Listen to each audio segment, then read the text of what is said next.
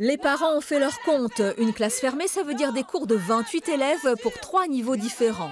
La fille de Marilyn Soara sera en CE2 l'an prochain. Mais son enseignante devra s'occuper également des CM1 et CM2. La mère de famille le vit comme une injustice entre les écoles de la ville et celles de la campagne. On se sent un peu défavorisé par rapport à certaines zones qui sont peut-être plus sensibles et où c'est très bien qu'il y ait des dédoublements de classes.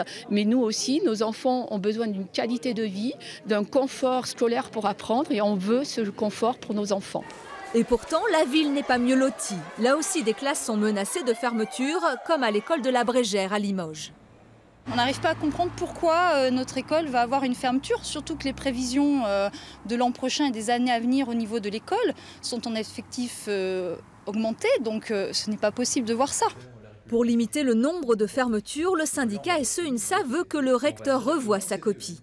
Le gouvernement a donné les moyens pour des classes allégées en CE1 dans certains réseaux d'éducation prioritaire, pas dans tous les REP. On est obligé de déshabiller des écoles autres pour pouvoir mettre en place un dispositif pour lequel le ministre a insisté sur une mise en place pour la rentrée 2019. Et nous aurions souhaité que ce calendrier soit respecté parce que là, on va vers des fermetures de classes en volume inédite. Le syndicat demande aussi un plan de rattrapage pour la Haute-Vienne, en déficit de 60 postes d'enseignants pour arriver dans la moyenne nationale.